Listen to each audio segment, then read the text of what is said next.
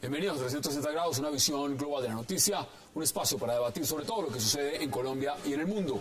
Y hoy 360 arranca hablando de un presunto nuevo caso de corrupción en la rama judicial colombiana que involucraría al magistrado del Consejo Superior de la Judicatura, Henry Villarraga, quien al parecer negociaba el traslado de un proceso de un coronel del ejército de la justicia ordinaria a la justicia militar.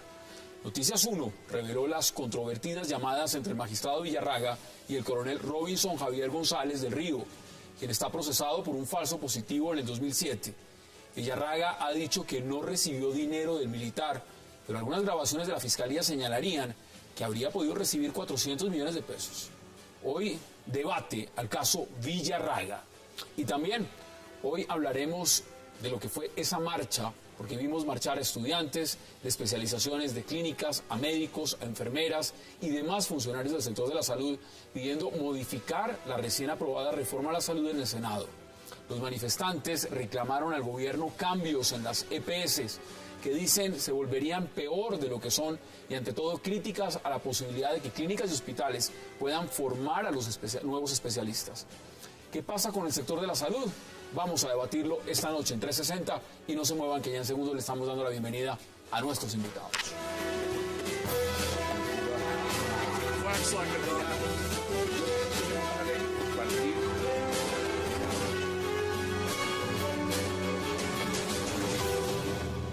Y qué placer darle la bienvenida esta noche a 360 a Paloma Valencia, al concejal Antonio Sanguino, al senador Mauricio Espina y a Óscar Ortiz. Paloma, caballeros, qué placer y gracias por aceptar esta invitación. Muchas gracias. Bueno, vámonos de inmediato a este tema del magistrado Villarraga. Paloma, ¿qué está pasando en la justicia? Porque acá hay un tema de fondo. Viene escándalo tras escándalo tras escándalo. ¿Cómo ve usted esto que está pasando ahora?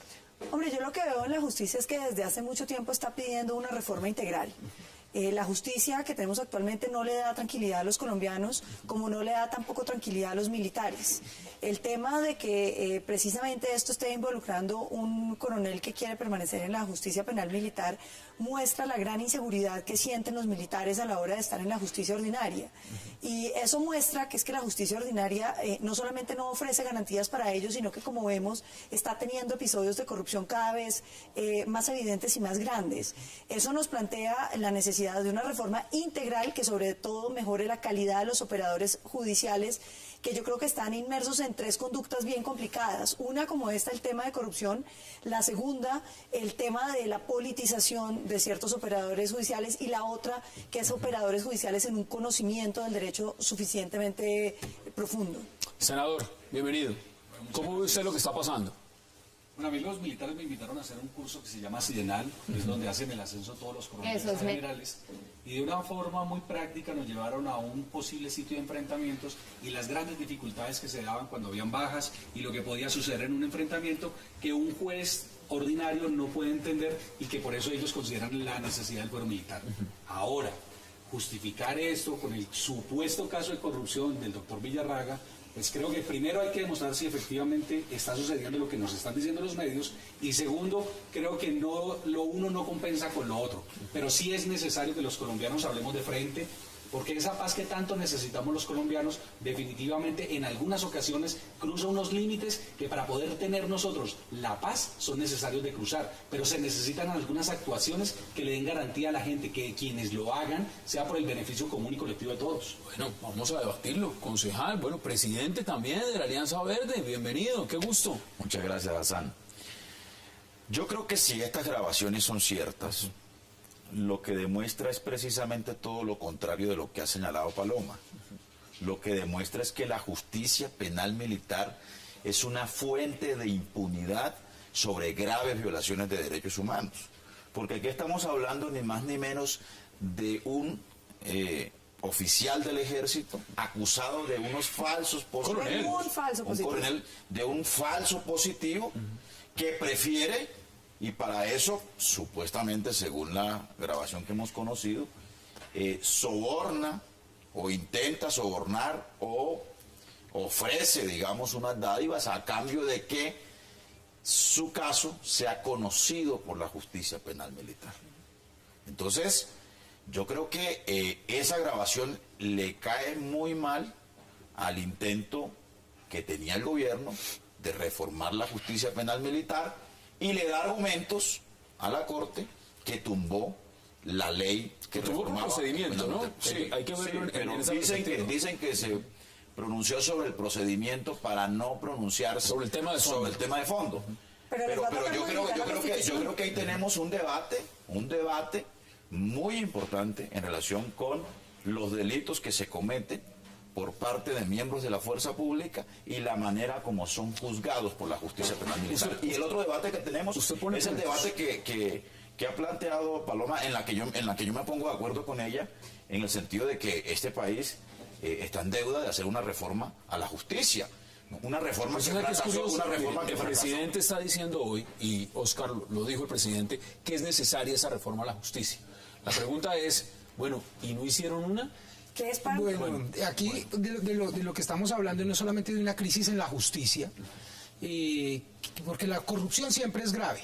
Si es en la justicia, pues es más grave, pero si es en las cúpulas de la justicia, pues es gravísimo, porque se van quedando sin resortes la sociedad para saber a dónde acudir, sobre quién tiene la última palabra, sobre quién dice que es lo correcto, que la aplicación de la ley. Los hechos por los cuales se investigan a este coronel son supremamente graves. ¿No?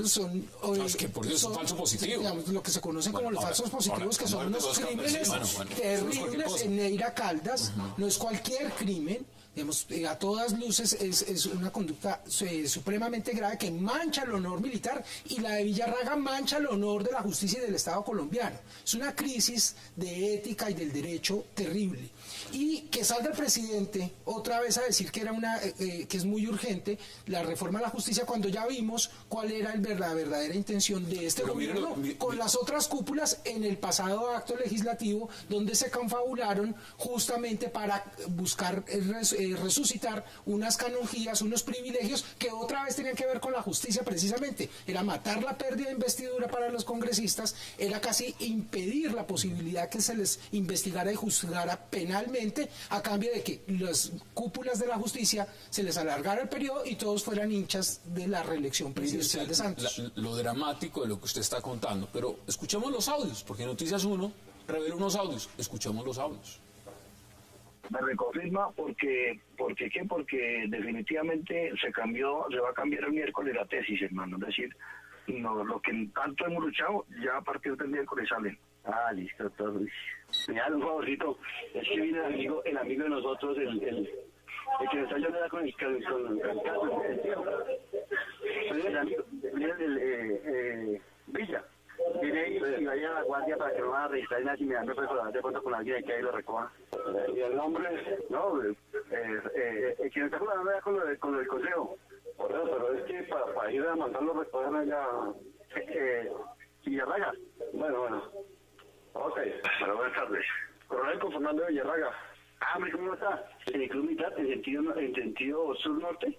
Sí. Bueno, yo llevo ya, pero que no van a registrar, ¿no, coronel? Ah, no, ya vamos a entrar. Magistrado Villarraga dice que él no recibió un peso. Que los medios, además, en esta medida, se han prácticamente inventado la cifra de 400 millones de pesos, porque él no dice 400 millones, dice 400. Y que además él responderá ante las instancias judiciales.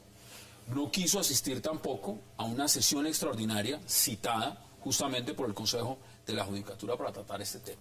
Pero ¿sabe qué es lo más grave de todo esto?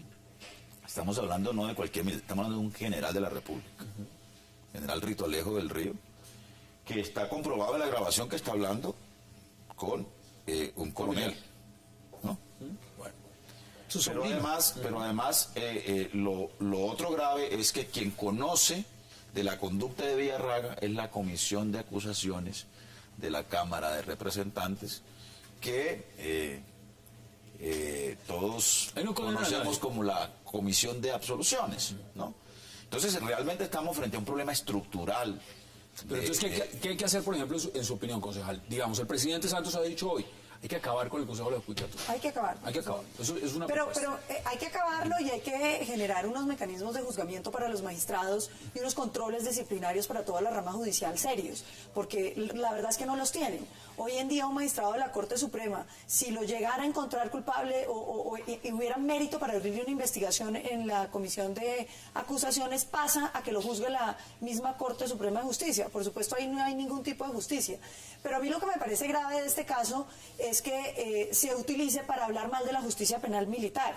Porque es que lo que está mostrando aquí es una falla de la justicia ordinaria. Entre otras, concejal, me permito decirle, en la justicia ordinaria han sido condenados creo que 3 militares. Sin embargo, están presos, están procesados 16.000 militares colombianos, con un índice de mayor número de presos militares que incluso guerrilleros y paramilitares sumados, en unas situaciones que están desincentivando la fuerza pública. Yo creo que Colombia, si está en medio de este conflicto, no puede sino darle unas ciertas garantías a quienes portan las armas en nombre de la República. Y eso significa que no es que estamos dándoles impunidad, significa que les demos unas garantías con las que ellos se sientan seguros y tranquilos. Pero usted pone un elemento clave y se lo quiero preguntar también, senador, y es el siguiente. Este magistrado es un magistrado de justicia civil. Esto no es penal militar. Ahora, Paloma lo plantea también en una perspectiva. Es que aquí tenemos recientemente el caso del cartel de los jueces en Palo Quemado. Tenemos testigos falsos en la fiscalía. Tenemos el carrusel de pensiones con magistrados. Si uno lo mira estructuralmente... Y eso súmele las ONGs demandando a los militares para demandar al Estado, ¿no? Entonces pongámoslo en un marco mayor. Esto no es cualquier cosa. Lo que estamos viendo acá es clientelismo. Es oferta, además, de manejar a través de sentencias politización de fallos. Si esto lo vemos, muchos dicen hay que hacer una reforma. Usted está en el Congreso. ¿Esa reforma se puede hacer por vía legislativa o eso es por vía de una constituyente? Yo creo que hay dos cosas allí. Lo primero es que hay que reconocer que cuando llegó el gobierno de Uribe hubo un gran crecimiento de nuestras fuerzas militares cuando pasamos de los soldados regulares a los soldados profesionales. Y ese crecimiento de la fuerza no pudo tener inmediatamente crecimiento de oficiales, porque los oficiales se demoran en formar 5 años. Toda esta cantidad de hombres con armas y con todo un país asusando o necesitando o pidiendo radicalización en el conflicto en los años 2002 llevó a que hubiera una cantidad de excesos que llegaron a todas estas situaciones que llamamos falsos positivos. Ahora, yo sí creo que nosotros debemos ponderar todo en su debida medida. No podemos decir que porque un fallo, que porque un juez, inmediatamente acabemos con las instituciones. Colombia, en Latinoamérica, es una empresa, es un país que tiene unas instituciones muy sólidas en muchos temas. Lo que necesitamos es mirar la forma como podemos adecuar las cosas para poder seguir funcionando. O sea, pensar acabar con todo el sistema judicial me parece que es un exabrupto también. Ahora, especializar un juez para cada tipo de casos, pues es como en el problema que tenemos en la salud, que ahorita lo vamos a hablar. Sí. Es pensar que porque tenemos muchas tutelas, entonces tenemos que tener jueces especializados en tutelas de medicina y tenemos que tener entonces jueces especializados en lo militar. Yo creo que es un debate que sí merecen los colombianos a tener. En la reforma a la justicia que pasó anteriormente, yo fui uno de los que me opuse, porque estoy completamente de acuerdo. No podíamos darle impunidad a los congresistas en un país donde históricamente se ha demostrado que tienen muchísimo nivel de conflictos con los que han pasado. ¿Cómo lo ven? Mire la paradoja, ¿no es cierto? Entonces aquí está funcionando mal el Consejo Superior de la Judicatura por un hecho de corrupción, lo produce. No, el órgano que lo debe controlar es el Congreso vía la Cámara, la Comisión de Acusaciones o de Absoluciones. Entonces, como no funciona, empezamos a decir, hay que acabarla. Y la Procuraduría, que está funcionando en medio de este mar de impunidad frente a tantas irregularidades, no solo de la justicia, sino, digamos, generalizada, empieza a producir hechos y entonces hay personas que salen que hay que decir que hay que acabar con la Procuraduría porque se atreve a sancionar a servidores públicos de elección popular. Entonces, cuando funcionan, también se propone que se acabe. Entonces, vean el absurdo de tipo de facilismos, y creo que no necesariamente las soluciones consisten en acabar las instituciones. Están pidiendo que en la Procuraduría, y eso es prácticamente otro tema, pero están pidiendo en la Procuraduría que acaben con ese poder del procurador, sí, quien le dieron aval a Samuel Moreno. Eso es bien curioso. Sí, pero justo es que eso es lo paradójico. Mucha tiempo de impunidad, y cuando la sanción disciplinaria, que es una sanción, digamos, de naturaleza laboral, consiste en suspender a una persona, echarla, por ponerlo en términos sencillos. ¿Usted sí cree que este Congreso, o el que venga, está capacitado para hacer una reforma a la justicia? Pues, ¿O debería ser un tema Yo creo que este caso de Villarraga pone otra vez los ojos frente a la opinión pública en relación con la responsabilidad del Congreso en particular. Y yo creo que si este caso, donde son tan elocuentes los elementos de juicio que tiene en su mano la Fiscalía, que ya se le remitió porque no es solamente un hallazgo, no es un hallazgo periodístico, es un hallazgo de la propia Fiscalía y que ya está remitido, que lo conocemos los ciudadanos, va a ejercer una presión importante y estamos cerca del momento electoral. Eso va a hacer que haya una expectativa y está el antecedente de la reforma a la justicia y lo mismo el acto legislativo 1 en el cual mataban la posibilidad de los impedimentos. Quiero que redondeemos este tema en menos de 2 minutos. Deme sus conclusiones, concejal, frente a lo que esto significa, y también se lo pregunto. ¿Usted sí confía, después de lo que vimos desafortunadamente con el tema de la reforma a la justicia, que tuvo que salir el presidente a última hora a decir hay que hundir eso, del adefesio que sacaron, que esto pueda llegar a una reforma por vía del Congreso, o esto tiene que ser a través de una constituyente? Es que igual una constituyente también será de origen popular. También habrá que elegirse los constituyentes, como hay que elegir el Congreso el próximo 9 de marzo. Yo incluso creo que el próximo Congreso es un Congreso con carácter constituyente. Si avanza, como queremos muchos, un proceso de paz y se firma un acuerdo de paz, el próximo Congreso tendrá que construir la arquitectura institucional del posconflicto. Y además tendrá que reformar, asumir la tarea de reforma de asuntos tan cruciales como es una reforma a la justicia. Me parecería innecesario, ¿no?, convocar una constituyente para quitarle o para limitarle competencias a un Congreso que puede tener una naturaleza constituyente, pero que además va a tener unas bancadas que de lejos van a elevar la calidad del debate público. Bueno, ahí y no lo digo porque aquí hay una que va a ser senadora, pero va a estar el presidente Uribe, va a estar Jorge Robledo encabezando la lista del Polo, va a estar Horacio Serpa encabezando la lista del Partido Liberal. Es decir, vamos a tener unas bancadas políticas haciendo debate público por encima de las mermeladas, ¿no?, y de las pequeñeces en las que a veces termina atrapado el Congreso. Ahí está clara su posición. Paloma, ¿concluye usted este debate? Yo estoy de acuerdo totalmente. Yo creo que el Congreso que se nos viene para el próximo periodo va a ser un Congreso ejemplar, va a ser un Congreso profundamente ideológico que le va a devolver a los colombianos la posibilidad de que los grandes temas se traten en el Congreso. Considero además que este caso muestra la urgencia de una justicia penal militar seria y de resolver el estatus jurídico de los militares injustamente detenidos. Usted no puede decir que hay 16.000 procesos en contra de militares, y yo me atrevo a decir una cosa, es que los falsos positivos los han embarcado en 3 cosas distintas. Una es el acto de servicio de cuando usted por equivocación asesina a una persona que no debe haber asesinado. Otra era la industria criminal, como la de los falsos positivos de Soacha, que merece todo el peso de la ley y toda la contundencia en las sanciones. Y otro era el caso de usar bajas de otros grupos armados al margen de la ley y pasarlos por bajas del ejército. Son situaciones bien distintas que no pueden ser simplemente juzgadas todas. Pero usted me permite una pregunta para la doctora Paloma. Láncela porque tengo que ir a la pausa. ¿Por qué cree usted que ofrece 400 el coronel para que le manden su proceso a la justicia porque penal la justicia militar? penal, la justicia ordinaria está dejando a los militares presos sin resolverles durante 10 años la situación jurídica. En ningún caso lo justificaría. En ningún caso... Yo creo que por algo será. Bueno, ahí está. Claro, justamente hay que ver qué dice también el magistrado Villarraga. Vamos a la pausa, porque regreso en 360 vamos a hablar de otro tema muy puntual, de una reforma que está en ambulancia en el Congreso y por la cual médicos salieron hoy en día en Colombia a protestar a la calle. Ya regresamos.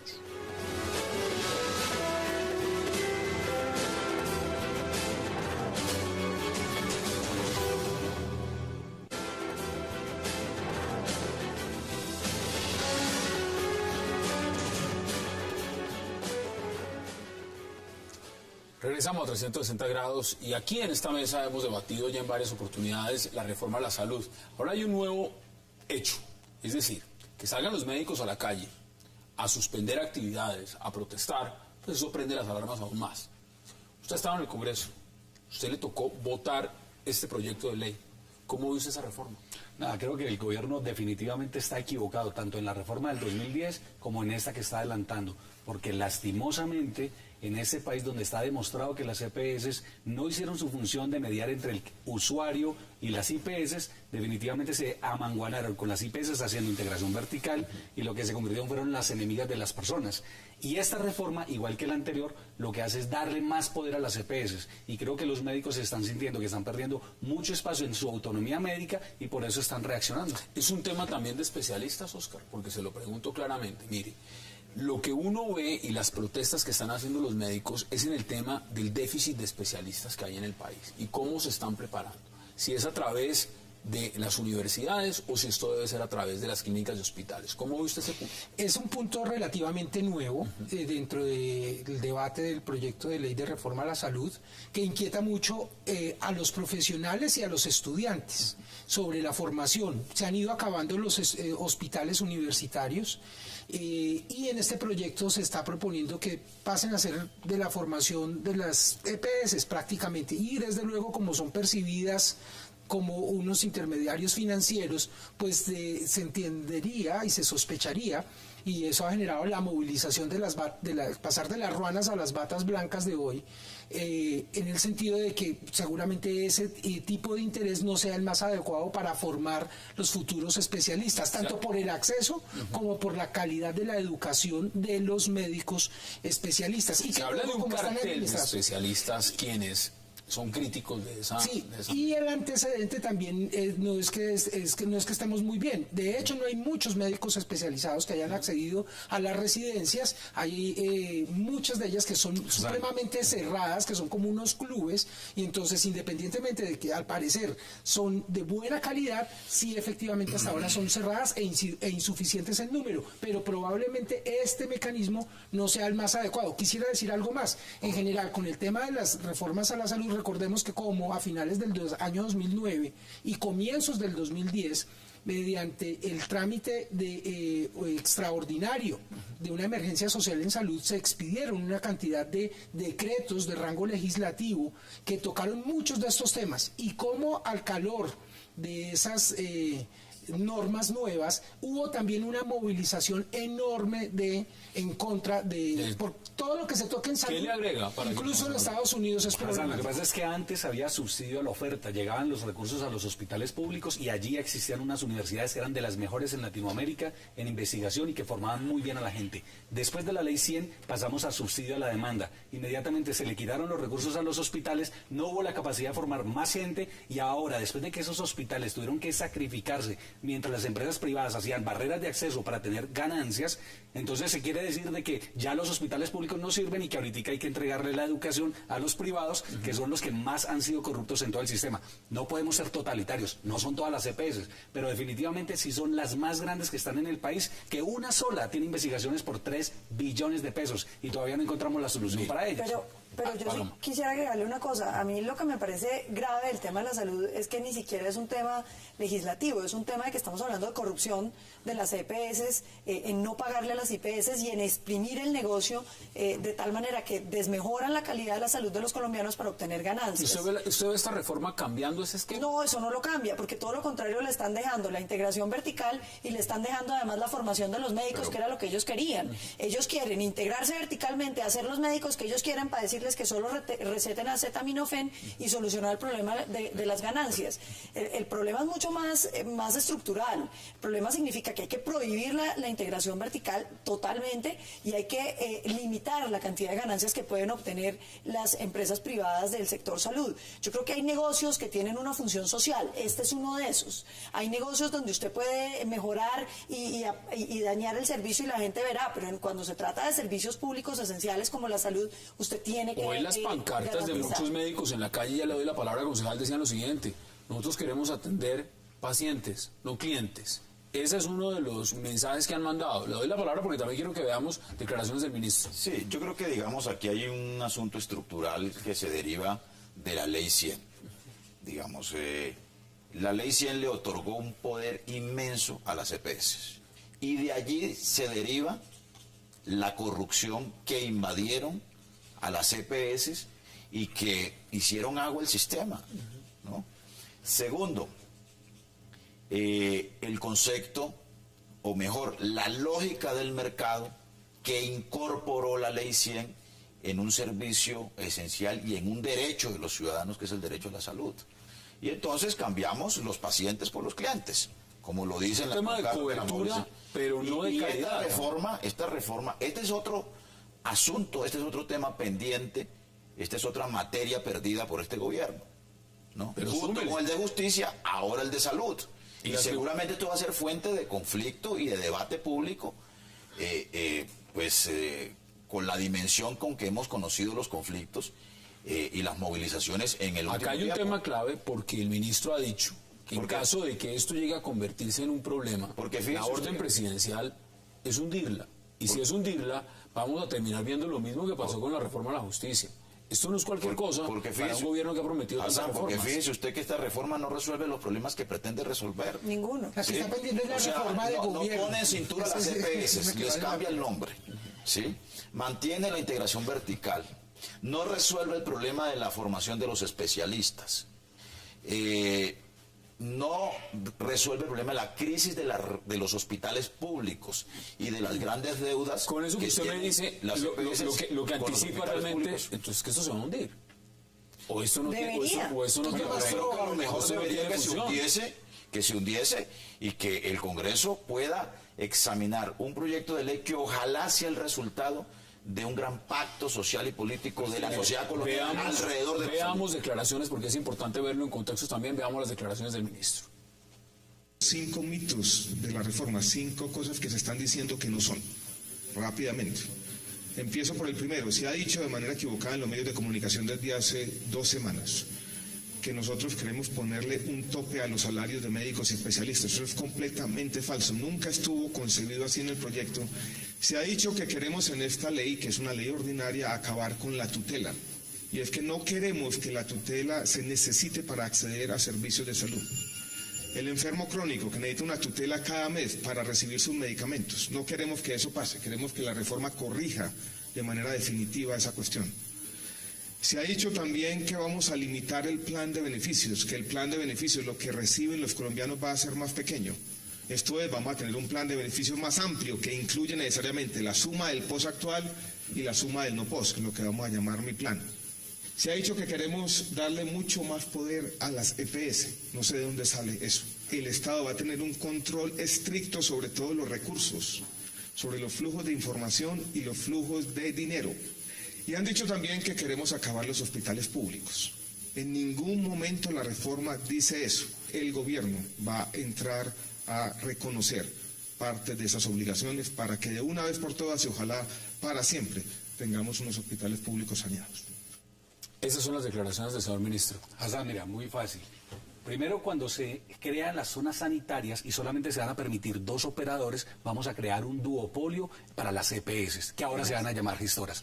Además, las EPS van a tener la oportunidad de definir los precios sobre los cuales contratan. Y además, en el artículo 32 queda muy claro, no se va a permitir la integración vertical solamente en los casos de salud de atención básica primaria. Resulta que la atención básica es el 70% de las urgencias o de las veces que la gente va al médico, el 50% de la facturación. O sea que sí hay integración vertical. Entonces, no dice claramente de que se van a reducir los salarios. Pero si yo soy juez y parte, tengo integración vertical en el 70% del negocio, va a haber reducción de los salarios. Entonces, lo que está diciendo el ministro, ¿qué es? No, completamente. Yo difiero de él. Y por eso creo que también los hospitales públicos sí van a estar en una gran crisis. Porque si yo puedo hacer integración vertical, pues creo mi clínica. Y a mi clínica le doy los contratos y no voy a necesitar de la red pública hospitalaria. Y entonces aquí va a empezar a generarse una serie de desniveles y una actitud dominante de las nuevas gestoras. Y es mucho peor, senador, porque fíjese una cosa, cuando dicen que es que el gobierno va a controlar en salud mía los recursos, uno se esperaría que es que las EPS pagan y ellos les pagan rápido a la IPS. No, se la devuelven a la EPS, que la va a guardar quién sabe hasta cuándo, para que le pague a la IPS cuando bien le parezca,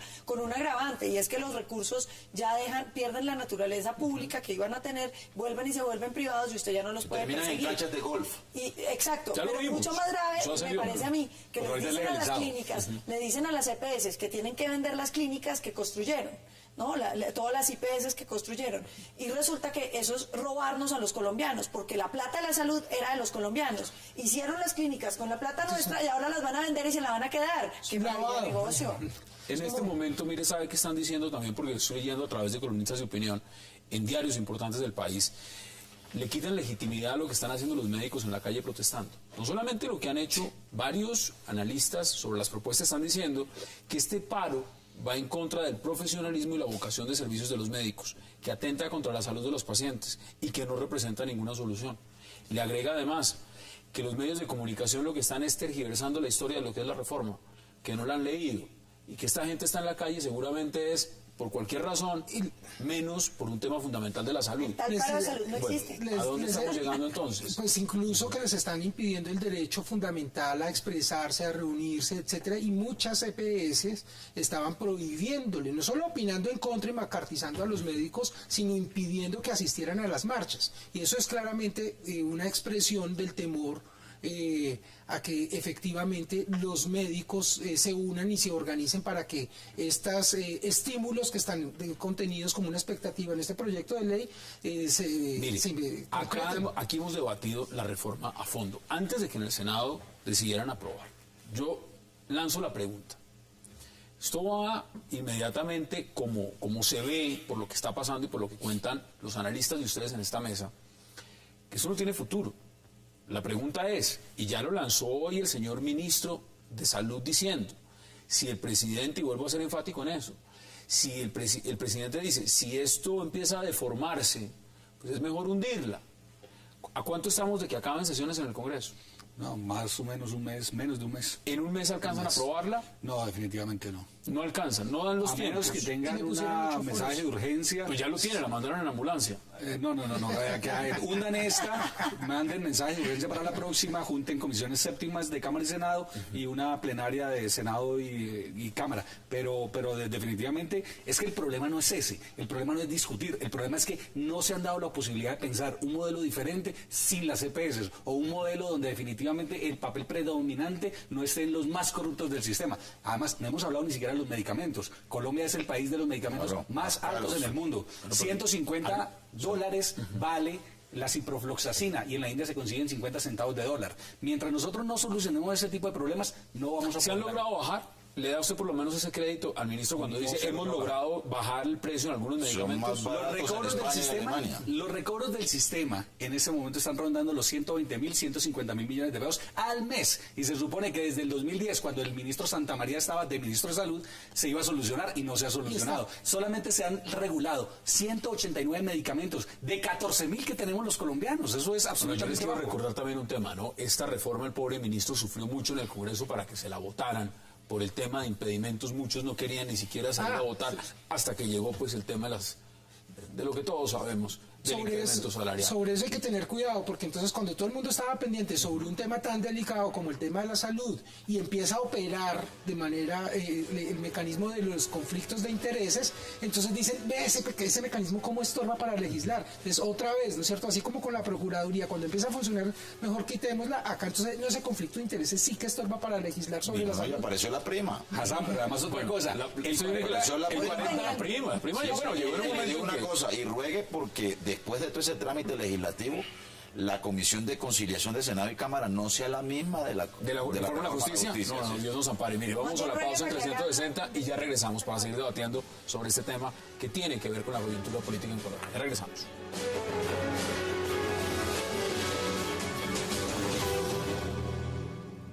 Reforma lo que hace es, por un lado, evitar el colapso financiero y, por otro lado, permitirle a los hospitales que den una mejor atención.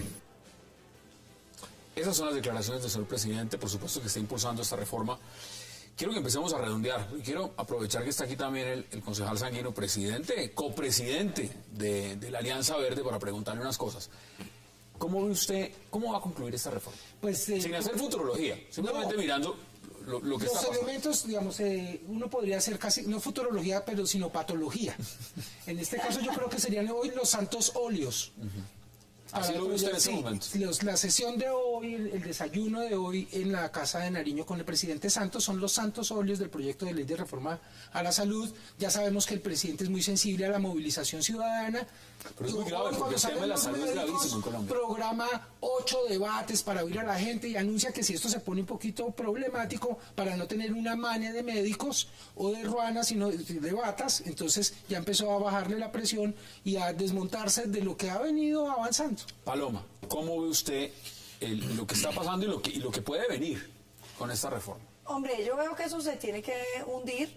La reforma a la salud queda pendiente. Hay que encontrar un buen modelo de salud para los colombianos, pero sobre todo hay que tratar de que los colombianos nos salgamos de la corrupción, porque es que no hay sistema que funcione y que aguante que todo el mundo sea corrupto. Es que el problema estructural de los colombianos es que la gente, por alguna extraña razón, ha decidido que está bien ser corrupto y somos muy tolerantes con eso. Y yo creo que hay que perseguir la corrupción y hay que extirpar la corrupción. Senador, muchas de las críticas a la tributaria, estamos debiendo la de justicia, esta de salud pinta como regular. ¿Qué vamos a hacer entonces? No, nada, nosotros hemos dejado todas nuestras constancias en todos esos proyectos y hay algo que ustedes no han anotado en el día de hoy y quiero hacer un momento muy corto. La reforma tributaria coloca todos los recursos para la salud de los colombianos en las utilidades de las grandes empresas, que son solamente 100, del sector minero, del sector petrolero, del sector financiero, del sector de las telecomunicaciones. Si estas empresas en algún momento hay una contracción de la economía, inmediatamente Colombia se queda sin salud. Y esto es muchísimo más grave de todo lo que estamos discutiendo en ese momento. ¿Cuáles son sus conclusiones, concejal? Sustituimos el clientelismo de la salud en manos de las empresas estatales por la corrupción en manos de las EPS. Ese fue el resultado de la implementación de la Ley 100. Y yo creo, para decirlo en términos sanitarios, que el remedio puede resultar peor que la enfermedad. ¿Eso más o menos es el panorama? Yo creo. Lo mejor es hundir la reforma, hundir el proyecto y esperar el nuevo Congreso para abrir un gran debate precedido de un gran pacto político y social del país en relación con la salud que necesitan los colombianos. Salud, justicia y educación. Mire, no quiero hay que cambiar la reforma de gobierno. No quiero terminar tan pesimista el día de hoy. Quiero preguntarle por algo positivo. Mire, aprovechar que usted está acá, porque la Alianza Verde cada vez se consolida más. Y usted sabe que acaba de terminar una convención uribista, donde ya tienen un candidato único y definido a la presidencia. ¿Cómo van ustedes en el camino? Pues mire, vean. Verde. No, estamos en un proceso de consolidar el acuerdo que hicimos, la alianza. John Sudarsky ya está. Sudarsky se inscribió hoy como candidato presidencial. En días pasados lo hizo Enrique Peñalosa. Estamos esperando que haga lo propio Antonio Navarro y que eso nos abra el camino hacia una consulta popular que algunos creemos debemos realizar el próximo 9 de marzo junto con las elecciones parlamentarias. ¿Convención ustedes, no? Pues yo creo que es mejor consultarle a la sociedad colombiana y tomarle el pulso al país y consultarle al ciudadano cuál es el candidato, cuál es el perfil, cuáles son las condiciones que reconocen quien debe representar un proyecto político como el que nosotros queremos ofrecer a la sociedad colombiana. ¿Cómo lo ven ustedes desde el Uribe Centro Democrático? Es decir, la tercería está ahí, ¿se ven ustedes, digamos, en un espacio compitiendo las presidenciales el día de mañana con la tercería? Yo creo que es muy importante que haya tercería y que los colombianos tengan opciones. La democracia colombiana se nutre precisamente de un debate que sea profundamente ideológico.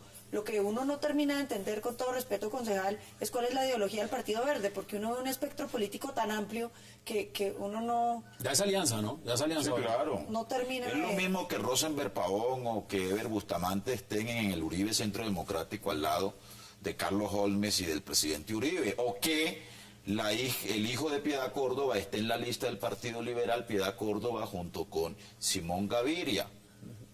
O sea... Hay diferentes matices. Sí, claro, por supuesto. Así somos los partidos y los partidos tenemos que construir apuestas programáticas comunes y ofertas para la sociedad colombiana. Ahí está la tercería. Por lo menos eso es lo que se está planteando en el momento. ¿Cómo lo ve usted? Dice el concejal Sanguino que eso da lugar a que se abra el partido, pero se abre también del gobierno, digamos ya claramente todo el Partido Verde. ¿Y qué pasa con los amigos Lucho, Alfonso?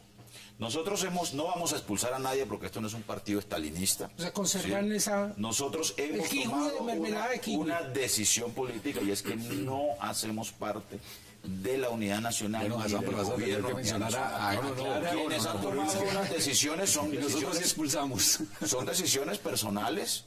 El gobierno, el presidente ha decidido que Lucho Garzón se mantenga en su gabinete a título personal. Ha dicho que necesita la asesoría, la buena asesoría que le ha dado en la coalición parlamentaria del gobierno de unidad nacional. Nosotros oficialmente hemos tomado una decisión política y nadie en nombre del Partido Verde puede participar en el gobierno del presidente Juan Manuel Santos. Ustedes los querían llevar a la tolda liberal, ¿no? Nos querían llevar así. Agarramos a la tolda liberal. A Cambio Radical. Mire, a usted no le nosotros somos un proyecto independiente. A usted le preguntaba de último por una razón. Ustedes fueron los más juiciosos en el momento en que decidieron cómo se iban a organizar. Tienen candidata propia, Clara López Obregón, desde hace meses. Sí. Y están trabajando en ese rumbo. Y tienen al senador Robledo encabezando lista al Congreso, al Senado. Estoy de tercero. Bueno, está de tercero. Entonces usted también está garantizado como Paloma, mejor dicho. Esa es la tercería del polo. Bueno, sí. ¿Cómo lo ve usted? Porque uno de los temas que se está diciendo es si hay una alianza a futuro en la izquierda. Y una alianza podría ser claramente con los verdes, donde está Navarro y están los progresistas, a quienes ustedes fueron sacando. Bueno, ¿qué me dice usted? A mí me parece primero que nosotros estamos saliendo de una gran crisis en el partido y hay que reconocerlo, pero ya estamos consolidando nuestra unidad de pensamiento y eso es muy importante para los colombianos. Ahora, lo mejor para Colombia es que hay de todos los espectros en la política y que vamos a poderle hacer una campaña a Juan Manuel Santos en su escenario y le vamos a disputar los espacios de poder y creo que gana Colombia. ¿Usted haría una alianza acá? A mí me parece muchas de las cosas que dijo Paloma hoy me dejaron realmente conmovido porque coincido con ella en muchos temas. ¿Sabe por qué? ¿Sabe por qué? Porque en el 2014 la fuerza política más grande va a ser el antijuanmanuelismo. ¿Usted cree ese elemento? Sí. Bueno, ahora, yo le digo al senador Ospina que tenga cuidado porque de pronto Paloma lo acusa de incoherente ideológicamente. Mire, por coincidir con ella. Yo no acuso a nadie. Yo le pregunto cuál es que es la ideología de los verdes, con todo respeto, porque no sé cómo es que le quiero contestar lo siguiente. A mí no me parece relevante las definiciones ideológicas en un mundo y en la controversia política como el que estamos viviendo en el presente. Yo creo que lo importante es que nos pongamos de acuerdo sobre unos elementos de programa que ofrezca soluciones a la sociedad colombiana. Claro, pero es que la política no es el que, la pregunta es el cómo. Porque, digamos, pues sí, las ideologías que conoce el mundo es la ideología de la izquierda y de la derecha. Yo creo que son insuficientes, ¿no? Para construir ofertas. Esas son las posiciones y por lo menos lo que promete es una muy buena campaña electoral. Óscar Ortiz, como siempre, un verdadero placer. Muchas gracias. Paloma Valencia, gracias por aceptar la invitación. Senador, como siempre, un gusto y que vuelva. Aquí nos vamos a ver. Y concejal, gracias por aceptar la invitación. A ustedes, muchas gracias. A ustedes, gracias por acompañarnos. Nos vemos mañana de nuevo a la misma hora, 8 p.m. para seguir debatiendo toda la agenda política de Colombia y del mundo. Y no olviden, repetición de 360, 11:30 de la noche. Hasta una próxima oportunidad.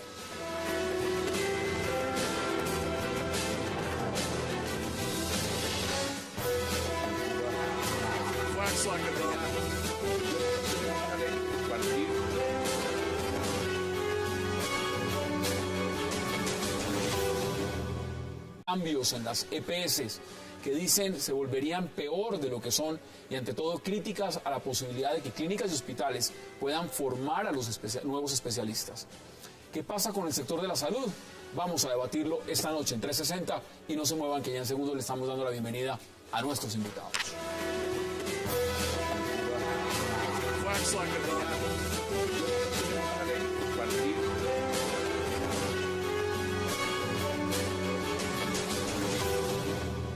Y qué placer darle la bienvenida esta noche a 360 a Paloma Valencia, al concejal Antonio Sanguino, al senador Mauricio Ospina y a Óscar Ortiz. Paloma, caballeros, qué placer y gracias por aceptar esta invitación. Muchas gracias. Bueno, vámonos de inmediato a este tema del magistrado Villarraga. Paloma, ¿qué está pasando en la justicia? Porque acá hay un tema de fondo. Viene escándalo tras escándalo tras escándalo. ¿Cómo ve usted esto que está pasando ahora?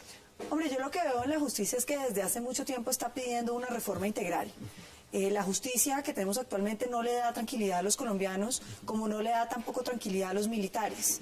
El tema de que precisamente esto esté involucrando un coronel que quiere permanecer en la justicia penal militar, muestra la gran inseguridad que es. Porque esa paz que tanto necesitamos los colombianos, definitivamente en algunas ocasiones cruza unos límites que para poder tener nosotros la paz son necesarios de cruzar, pero se necesitan algunas actuaciones que le den garantía a la gente, que quienes lo hagan sea por el beneficio común y colectivo de todos. Bueno, vamos a debatirlo. Concejal, bueno, presidente también de la Alianza Verde, bienvenido, qué gusto. Muchas gracias, Hassan. Yo creo que si estas grabaciones son ciertas, lo que demuestra es precisamente todo lo contrario de lo que ha señalado Paloma. Lo que demuestra es que la justicia penal militar es una fuente de impunidad sobre graves violaciones de derechos humanos. Porque aquí estamos hablando ni más ni menos de un oficial del ejército acusado de unos falsos positivos. Un coronel de un falso positivo que prefiere, y para eso, supuestamente, según la grabación que hemos conocido, soborna o intenta sobornar o ofrece, digamos, unas dádivas a cambio de que su caso sea conocido por la justicia penal militar. Entonces, yo creo que esa grabación le cae muy mal.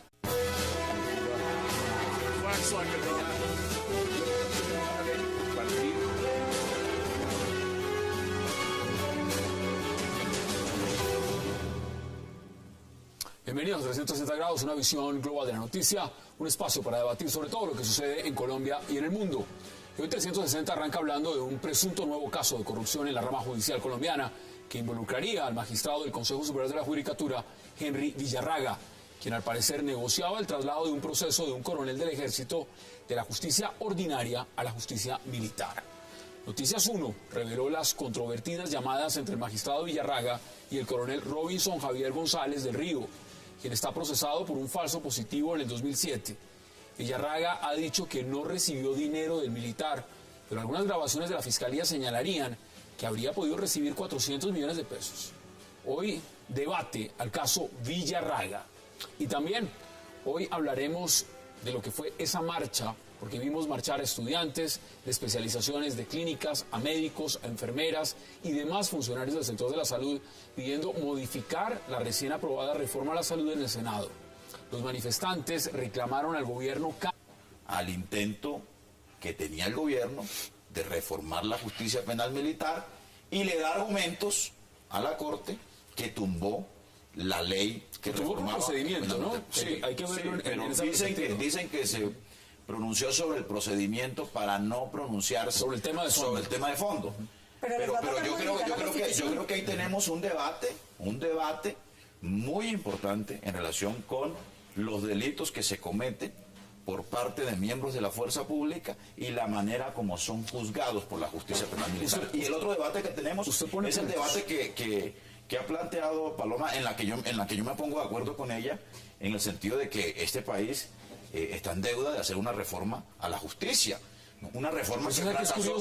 El presidente está diciendo hoy, y Oscar lo dijo el presidente, que es necesaria esa reforma a la justicia. La pregunta es, bueno, ¿y no hicieron una? ¿Qué es para... Bueno, aquí de lo que estamos hablando no es solamente de una crisis en la justicia, porque la corrupción siempre es grave.